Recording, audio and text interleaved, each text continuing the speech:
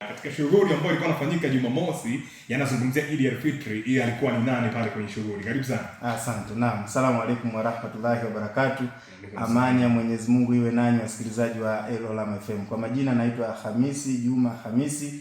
Nilikuwa mwenyekiti wa maandalizi ya Eid al-Fitr mwaka 1447 Hijiria au 2026 Miladia. Kuhusiana na hayo tukipata muda tutakuja kutafsiri kwa nini Hijiria, kwa nini Miladia, lakini muda wetu ni mchache sana.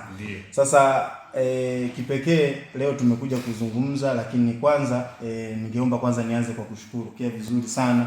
Treatment ilikuwa ni ya hali ya juu, lakini pia tuliona uongozi kwa maana management ya juu kabisa walikuja mpaka pale msikitini, tulishirikiana kwa pamoja. Kwa kweli inaleta faraja na inaonyesha kwamba Makambako sisi ni wamoja. Lakini sehemu ya pili nipende kuwashukuru na kuwapongeza waumini wa Masjid Taqwa, wadau mbalimbali ambao walitushika mkono, wanyonge, lakini wakahakikisha wanyonge wenzao wanafurahi siku ya Eid. Kwa hili tunawashukuru sana na tunaendelea kuombea kwa Mwenyezi Mungu Subhanahu wa Ta'ala pale alipopunguza aongezee zaidi.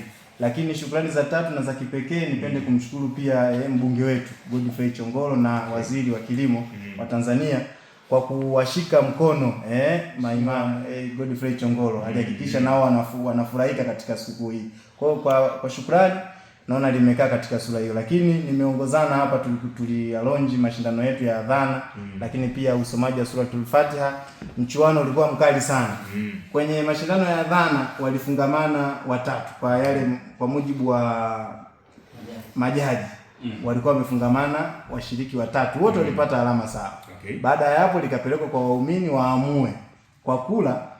Ndugu yangu 5, kuna mdogo wangu Ali alipata kula 112 na mwingine ambaye alipata kula 42. Kwa hivyo tunaona mchuano ulikuwa ni mkali na watu walikamia. Lakini pia ukija upande wa mashindano ya suratul Fatiha nako kulikuwa hivyo hivyo, walifungamana takriban washiriki 4, wote walipata alama 95.